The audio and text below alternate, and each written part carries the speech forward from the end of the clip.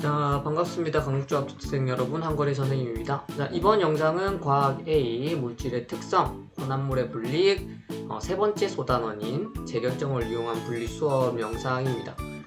이 영상을 볼 때는 여러분 선생님이 첨부해 놓은 학습지 함께 꺼내놓고 출력을 해야겠죠. 출력을 해놓고 여러분들이 그걸 보면서 이 영상 보면서 함께 작성을 해주면은 되겠습니다. 영상 안에 이 빈칸에 들어가 있는 답이 이제 다 들어가 있으니까 영상 보면서 그때그때마다 치워놓는 게 가장 좋고요. 집에서 이제 출력하기 좀 힘들면은 이 영상은 이제 휴대폰으로 보고 컴퓨터로는 그 영상을 이제 선생님 그 활동지를 띄워놓고 거기 이제 타자로 그냥 쳐서 그냥 타이핑한 다음에 그걸 나중에 출력해도 괜찮습니다. 자, 그러면은 바로 한번 수업 해볼게요. 자, 일단 이번 시간 무엇을 하는가? 선생님 항상 제일 중요한 게 학습 목표라고 했었죠. 왜냐면은 내가 제대로 이번 수업을 들었는가? 그냥 가만히 앉아서 그냥 선생님 설명을 그냥 그대로 귀에만 들어놓고 또 한쪽으로 내보내면 아무런 의미가 없잖아요. 그러면 내가 제대로 알고 있는가를 스스로 확인해야 된다는 거죠. 그게 이제 학습 목표예요. 그 지침이. 이번 시간 학습 목표 두 가지입니다. 첫 번째로는 재결정을 이용한 혼합물 분리 방법. 어떻게 해야지 분리를 할 수 있는 건가? 여러분 직접 분리를 할 수 있으면 제일 좋겠죠. 그래서 보면서 나는 영상 안 보고도 혼합물 분리할 수 있을 것 같아. 재결정이라는 방법을 이용해서 스스로 할 수 있을 것 같으면 학습 목표 도달입니다. 두 번째로는 이제 우리 주변에 이제 예시로는 어떤 것이 있는가 알아봐야겠죠. 이 두 가지 학습 목표를 한번 해보도록 하겠습니다. 자, 이건 교과서에 있는 내용이에요. 여러분 교과서에 있는 학생들은 교과서도 펴두세요. 교과서가 225페이지쯤 됐을 것 같은데 224페이지, 225페이지 펴놓으면은 거기 제일 위에 이런 게 있습니다. 뭐 포도즙을 냉장고에 넣어두면 결정이 생기는 까닭. 항상 이런 그림은 그 책에서 여러분들 좀 흥미를 가져라고 호기심을 돋구라고 하는데 애초에 집에서 포도즙 놔둔 거 못 보는 학생이 저는 생각이 더 많을 것 같은데, 그렇죠? 그리고 포도즙 있어도 굳이 뭔가 생긴 거가 있다 없다 이거 관찰하는 학생이 있을까요? 그런 학생이 있다면은 과학 영재입니다. 아주 호기심이 많은 학생이고 아닌 학생이 보통일 것 같아요. 그래서 이 포도즙뿐만 아니라 여러분 이렇게 한약 같은 이런 봉지에 배즙도 마찬가지고 양파즙 이런 거 많거든요. 그 중에서 특히 잘생긴 포도즙이에요. 뭔가 이제 이 침전물 같은 게 생기는데 왜 생기는 걸까를 이제 이번 시간 다 들으면 알 수 있을 겁니다. 그래서 사실 포도즙 자체가 중요한 건 아니고요. 자, 일단 먼저 영상을 한번 보겠습니다.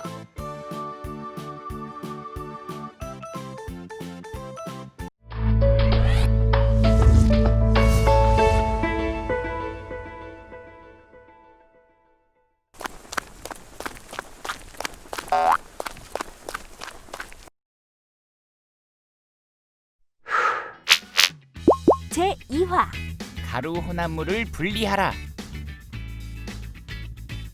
탐정은 넓고 깊게 생각하는 것도 중요하지만 주어진 도구를 잘 사용하는 것도 중요하지. 그런 면에서 합격이야. 야호! 의뢰인! 어서 와. 여기는 무슨 문제든 해결해주는 교내 탐정사무소야. 안녕. 곤란한 일이 있어서 찾아왔는데. 무슨 일이 있었던 거야? 쉬는 시간에 운동장에서 축구를 하고 있었어. 그런데 열려있던 과학실 창문으로 축구공이 들어가 버린 거야. 서둘러 과학실에 들어가 봤더니 다행히 사람은 없었는데 질산칼륨 병이 넘어지면서 내용물이 다 쏟아져 버렸어. 일단 다 모아서 가지고 왔지만 당장 내일 실험할 준비물인데 이렇게 되어버려서 큰일이야. 어떻게 하지? 불순물이 섞인 질산칼륨에서 순수한 질산칼륨만 분리해낼 방법 없을까? 글쎄, 어떨까? 방법이 있지. 정말? 자, 시작해 볼까? 아? 이거면 해결이 된다고? 응. 뜨거운 물에 불순물이 섞인 질산칼륨을 넣고 모두 녹여. 그러면 그러면 결과는 내일 아침에. 정말 내일 아침에는 되는 거지?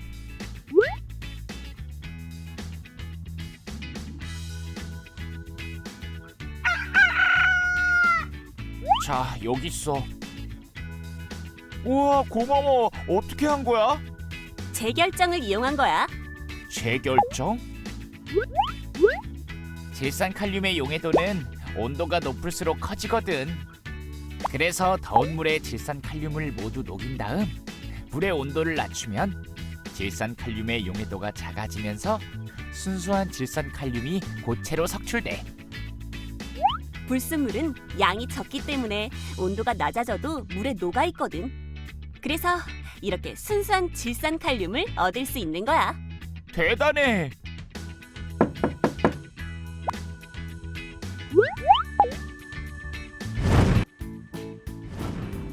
아, 이게 이어지는군요. 선생님, 그 밀도차를 이용한 혼합물 분리에서는 이 영상으로 안 하고 실제로 실험을 해봐야 돼가지고 못 봤지만 요게 2화고 3화, 4화 이렇게 이어져 있나 봅니다. 단원, 소단원마다 이렇게 나와 있나 보네. 뭐 어쨌든 간에 그 우리가 이제 비슷한 실험을 용해도 공부할 때 있었어요. 용해도. 그래서 질산칼륨을 이용한 이유는 질산칼륨이 온도에 따라서 이 용해도가 굉장히 많이 변해요. 그래서 이 석출되는 모습이 아주 잘 나타나기 때문에 이제 질산칼륨을 이제 영상에서도 그렇고 선생님 실험에서도 그렇고 많이 사용을 하는 거죠. 자, 그래서 이제 이번 시간 사실 핵심인데 불순물이 섞인 고체 물질에서 어떻게 순수한 고체 물질을 얻을까? 이게 말이 좀 이상하죠. 고체 물질인데 섞였다?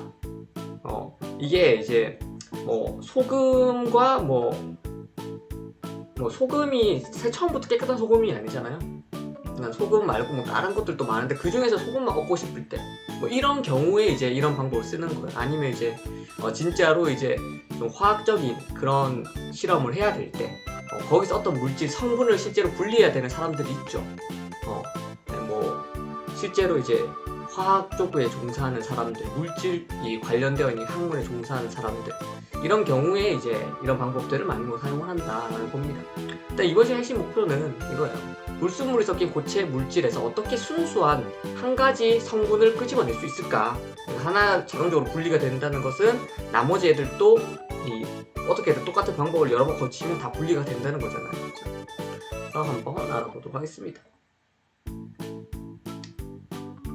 자, 실험 영상 요거 잘 봐야 돼요. 교과서 224페이지에 또 실험 방법이 나와 있지만 이 실험 영상을 보면서 교과서 없는 학생은 실험 영상 중간에 정지시키면서 그 활동지에 여러분들이 이 실험 방법 1, 2 두 가지밖에 없거든요. 그거 써주면은 되겠습니다.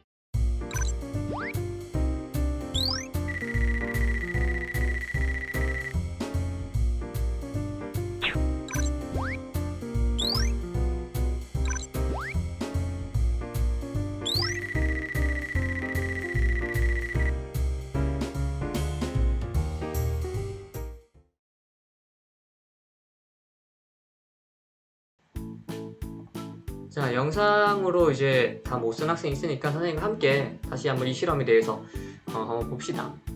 이건 실험 방법이에요. 이거 아직 못 쓴 학생은 이거 잠깐 정지한 다음에 쓰도록 하고, 일단은 뭐 40도씨 물 100g에 질산칼륨 30g 그리고 황산구리 1g 이 섞여 있는 혼합물이에요. 대체로 질산칼륨이 아주 약간의 황산구리가 섞여 있는 거예요. 여기서 우리는 질산칼륨만 순수한 질산칼륨만 얻고 싶을 때 이런 재결정이라는 방법을 이용하는 거예요.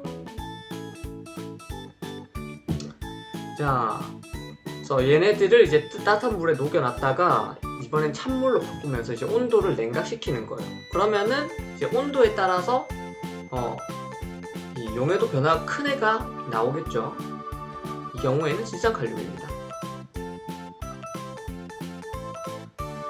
자, 그래서 이제 고체로 변화, 석출된 애는 이 거름에 이제 걸릴 테고, 이 거름 중에 걸릴 테고, 이제 아직 녹여져 있는 애들은 물과 함께 이제 잘 통과를 하겠죠.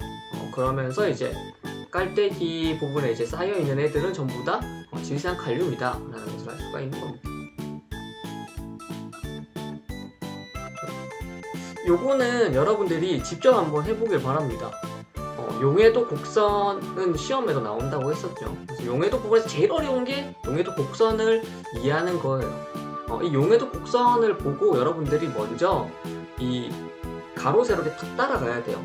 예를 들어서 이제 40도에서는 황산구리가 최대 몇 그램 녹아질 수 있는가, 40도에서 질산칼륨은 최대 몇 그램 녹아질 수 있는가, 그런 것을 이제 봐야 된다는 거죠. 예를 들어서 레이저로 하면은 40도씨의 황산칼륨은 몇 그램 녹을 수 있죠? 30g, 최대 30g 녹을 수 있고, 질산칼륨은 뭐 60g 녹을 수 있다. 뭐 이런 것들 여러분 보고 알 줄 알아야 된다는 거예요. 그리고 얘네들을 냉각, 지금 아까 얼음물이니까 뭐 0도이죠. 0도까지 내리면은 얘네들이 한 15 정도 g밖에 안 녹겠네요. 그죠? 그러면 만약에 여기 있던 애들을 이렇게 쭉 하면서 얼마큼 석출이 되는지, 질산칼륨은 또 얼마큼 석출이 되는지, 뭐 이런 걸 보고 자유롭게 해석을 할 수 있어야 한다. 자유자재로. 못하는 학생들은 조금 더 연습을 해보기 바랍니다. 그 용해도 수업을 선생님 영상 올려놨거든요. 그래서 용해도 수업, 그 용해도 곡선 그 수업을 꼭 한번 다시 보길 바랍니다. 그럼 뭐 답을 보자면은 얼음물 이제 0도씨죠. 100g에 질산칼륨 황산구리를 약 14g씩 녹을 수 있다고. 이게 용해도죠. 질산칼륨은 16g이 석출되었다. 그렇죠. 원래 30g 넣었으니까 나머지 16g은 더 이상 넣지 못해서 석출된다는 거예요.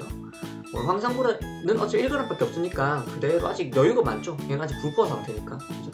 얼음물을 넣었을 때 결정으로 석출되는 것은 오로지 질산칼륨이다. 황산구리는 아직 여유롭게 더 넣을 수가 있다 라는 겁니다. 요걸 이제 여러분들 직접 썼으면 좋겠어요. 이걸 그대로, 요걸 이제 그대로 쓰는 게 아니라 직접 써보길 바랍니다. 여러분들의 말로 써보길 바랍니다. 이제 우리 주변에 이제 어떤 이제 예시가 있는가, 이 원리를 이용해서 일단 그 재결정을 이용한 혼합물 분리에서 사용된 물질의 특성은 여러분들도 이제 눈치챘겠지만 용해도입니다. 용해도. 활동지에 보면은 거기에 대한 질문이 있죠. 거기서 용해도라고 써주면은 되겠습니다. 두 가지 있어요. 일단 첫 번째로는 천일염 정제. 그래서 천일염이라고 하는 것은 그 염전에서 여러분 그 용해도 수업할 때도 그 사진을 봤겠지만, 그 염전은 이제 바닷물에서 소금을 얻어내는 거잖아요. 어떻게? 바닷물을 그 물들을 전부 다 증발시켜가지고. 근데 바닷물에는 사실 이 소금만 있는 것이 아니라 불순물들 굉장히 많습니다.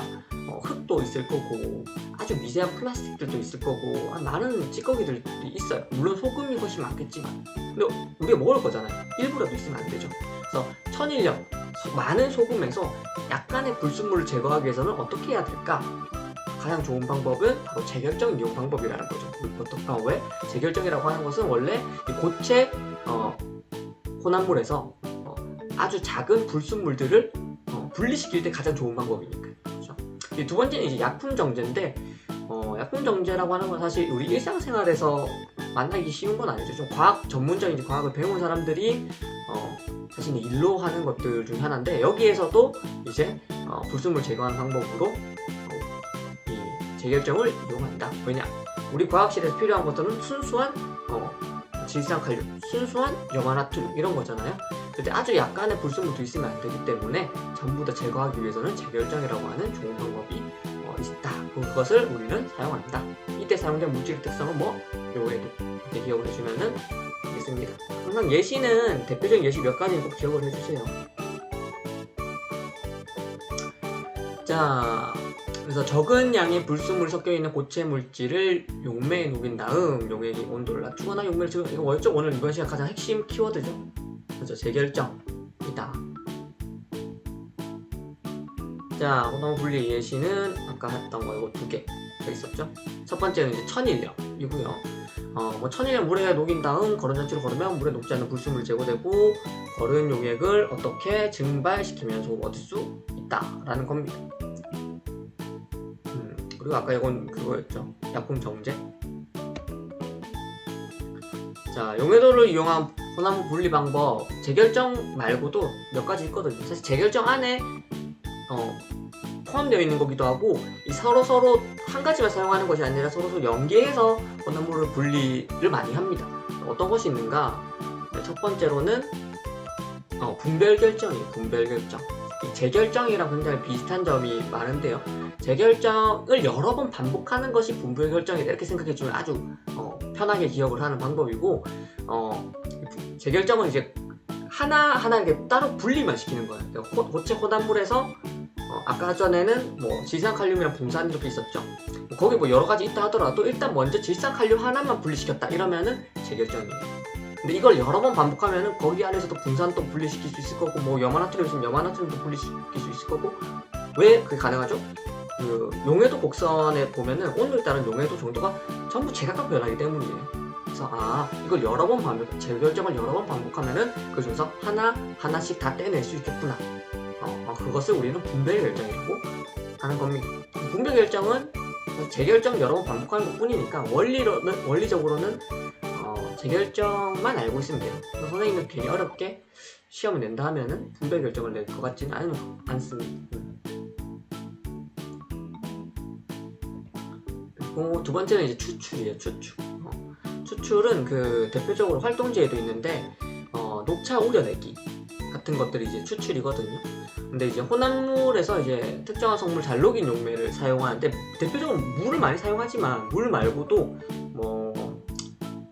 에탄올을 사용하기도 하고 핵사유를 사용하기도 하고, 그때그때마다 필요한 용매들을 다 알고 있어야지 가능한 방법이에요.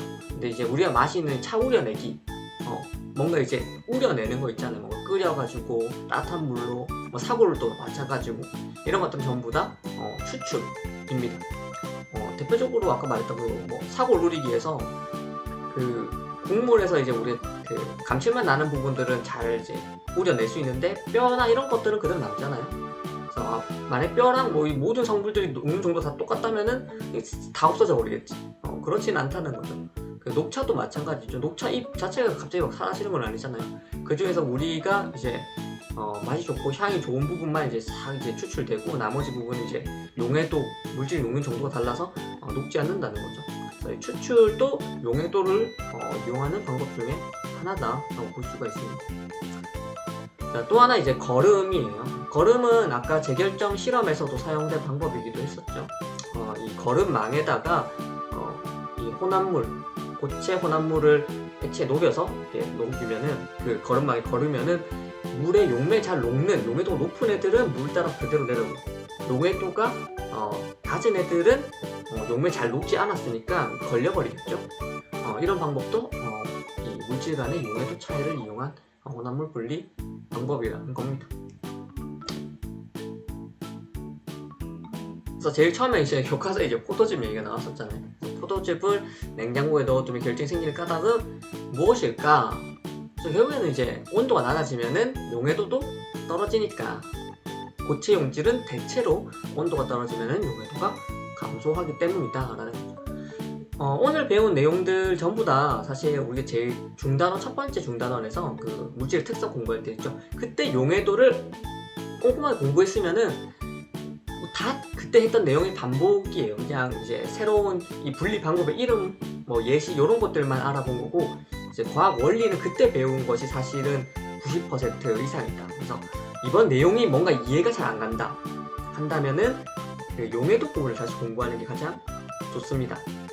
그렇지 않으면은 이제 사실 여러 번 반복해서 읽어보면은 이번 시간은 교과서 한번 읽어보고 영상 한 번 더 보고, 그렇게까지 여러분들이 새로운 것을 이해하려고 사고력을 높게 요하고 이런 부분은 좀 아닌 것 같아요. 그래서 뭔가 조금 찝찝하다면은 학습 목표로 한번 돌아가서 내가 설명할 수 있는가?